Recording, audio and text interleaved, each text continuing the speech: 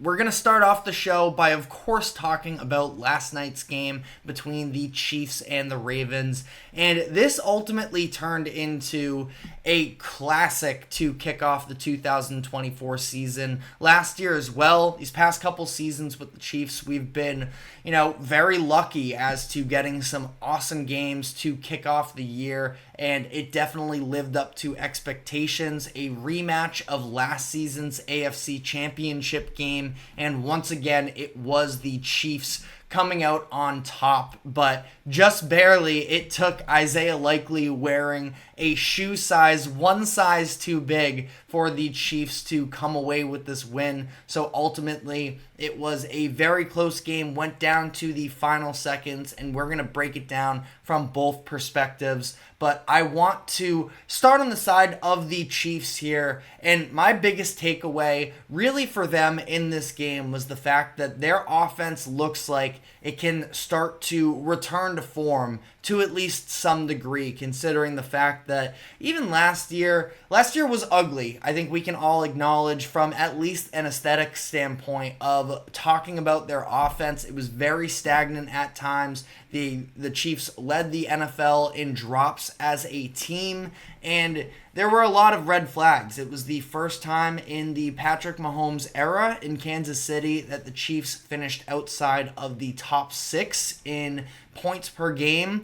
The Chiefs' offense last year was 15th. So, again, considering you have Patrick Mahomes offensively, the regular season last year was a bit of a mess. Now, obviously, we saw they were able to overcome that, and ultimately the offense was there enough for their playoff run. But that being said, they were very reliant as well on their defense. They were some grinded out, low scoring games, even in the playoffs as well to some degree. Only 19 points scored in regulation against the 49ers in overtime, or in regulation before overtime. I believe it was 17 points scored against the Ravens in the AFC Championship game. So the Chiefs definitely have hopes that their offense can sort of take a step forward once again, and I thought that they showed a lot of promise in that category with their performance last night. Rashee Rice looks like he could legitimately emerge as a number 1 wide receiver for this Chiefs team. He was excellent. 7 receptions, 103 yards, and he's somebody who started to emerge down the stretch of last season, averaged 86 receiving yards per game from week 11 through the end of the regular season, which is great. But now it seems like he could even take on a bigger role. And this is something we're going to get into Travis Kelce in particular a little bit later. But he had a quieter game. And part of it was because I thought that Rice really emerged in that intermediate passing game where Travis Kelce has been so prominent these past couple years, that Rice was actually the one with his route running, just getting open across the middle of the field. And Patrick Mahomes hitting him about 5-10 yards downfield, and then him making some additional moves with the ball in his hand to ultimately total 103 yards in this game. And I think that is a really great sign for them. Obviously, it's great when you have Travis Kelce. That gives you the flexibility to move off potentially the best wide receiver in the NFL in Tyreek Hill. But Travis is obviously getting older, and there's only so long that you can hold on to those aging tight ends, essentially as your number 1 receiving threat. In steps Rashee Rice, and it seems like he could maybe be somebody who takes on a bigger role this upcoming season. I feel like a lot of people were sort of unsure with him, myself included to some degree, just a matter of what the overall split of the work share is going to be between all of the pass catchers in Kansas City, and Rice looked phenomenal for them, at least to start off the season. Then to that, you add Xavier Worthy, the first-round rookie that is garnering a lot of love this morning, considering the fact that it's clear that he is a special athletic talent with some upside as well, and a ton of room to grow as more than just an athlete, but somebody like Tyreek Hill, where yes, obviously what catches the eye immediately is the blazing speed, but I mean, for whatever it's worth, he ends up scoring on his first touch of the game. Andy Reid absolutely had that play that Worthy ended up scoring on. It was a reverse jet sweep to Worthy. That's something that that he had drawn up from the moment that he knew they were going to take Rashee Rice, or take Xavier Worthy, excuse me, and ultimately, that was a heads-up play, and the way that he weaved through traffic Worthy on that play, very impressive to me. He only had 3 touches in this game, but he made the most of every single opportunity. All 3 of them were at least 12 yards, and 2 of them were for touchdowns. So he also had the touchdown in the second half where it was a blown coverage from the Ravens defense, and ultimately he was just wide open, streaking to the end zone, and naturally Patrick Mahomes is going to find a wide open receiver like that. So I'm definitely very high on it. I still think that, I wouldn't bank on him being a 2 touchdown a game guy. I think that he's going to have moments where he's a little bit more hit or miss, but again, the ceiling with Worthy is so high, and somebody that could be extremely dangerous to have paired alongside Patrick Mahomes in the long term. But like I mentioned, the 2 young wide receivers are really what got the job done for the Chiefs passing game in this one. Travis Kelce didn't get a huge game from him, just 4 targets as a whole, 3 catches, 34 yards. But this is also, I think, to be expected. We talked about this yesterday on the show, that I do believe that Travis Kelce is not necessarily going to save himself for the playoffs. He's going to play in every single one of these games, and he's going to give it 100% every time that he's on the field. But I'm not anticipating him to, reach those extreme levels of high targets that he had for so many years. That, especially now with these other pieces, Mahomes is going to try and work these other players into the rotation as well, that their offense really could have, I would say at this moment, 3 really promising pass catchers, and then add to that the fact that Hollywood Brown was injured for this game, and when he comes back, will be interesting to see what he's able to provide for them. This is a very promising offense from a pass catching standpoint, and ultimately from the offense as a whole. Now, it's not a perfect offense. The running game was a little bit lackluster for me. Isaiah Pacheco, just 45 yards on 15 carries. You would prefer to see more there. They don't really have a backup running back behind him either. It was Justin Steele.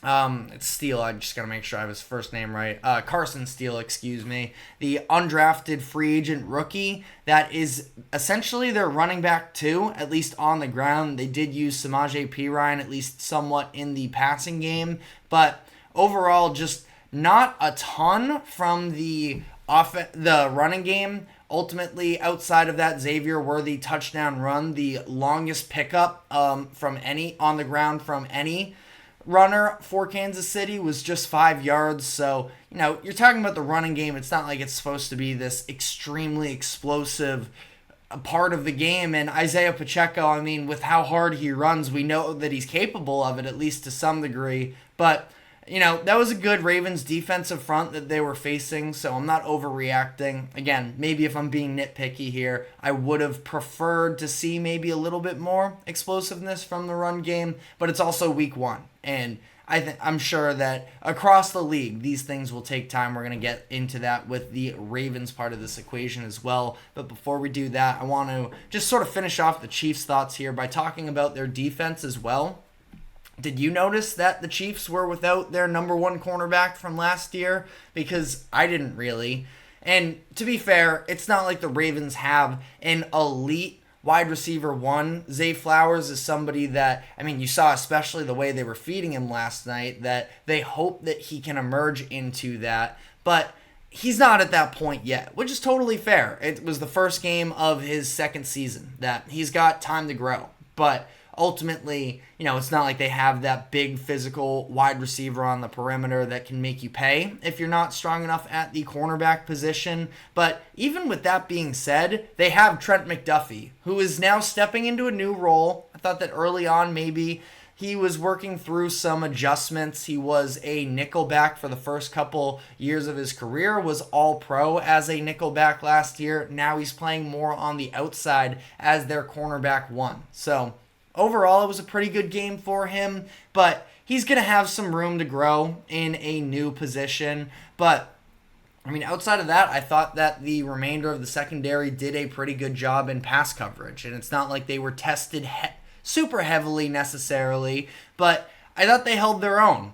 Definitely some growing pains in terms of, just tackling and such, where I thought that Brian Cook and Shamari Connor, both of them, a little bit new faces, at least in terms of taking on a bigger role with the Chiefs defense this upcoming year. Thought that they had their moments where they had some rough tackling. Brian Cook was the one that got juked out by the goal line on that Isaiah Likely touchdown, but ultimately, I mean, again, hard to complain all too much about what the Chiefs put on film. Now, ultimately, Ravens did have over 450 yards, so I'm not, losing my mind about how good the Chiefs defense looked. But again, I thought they did a good job against the pass. I thought that the front seven was excellent in this game, outside of containing Lamar Jackson in the run game, which is obviously, where a very large portion of those yards came from. Lamar Jackson, 122 yards on the ground. But saw Chris Jones, of course, continuing to wreak havoc for other teams. He racked up a couple counting stats for himself, a sack and a tackle for a loss, but really his impact went beyond just the stat sheet, opened up opportunities for some of his other teammates. I thought that Tershawn Wharton turned in a pretty good performance, definitely took advantage of the fact that Chris Jones was demanding all of this extra attention from the Baltimore offensive line. That Wharton, he had a couple opportunities specifically matched up against Andrew Voorhees, the Ravens left guard, where he was able to put some pressures on Lamar Jackson, ultimately didn't get home, but somebody that definitely stood out on film to me that I think is a positive sign for this Chiefs defense. And anytime you're playing Lamar Jackson in the run game, it is going to be difficult to contain him. And, with all that said, I think that there's a lot that the Chiefs can feel good about. Was it a perfect performance from them? Absolutely not.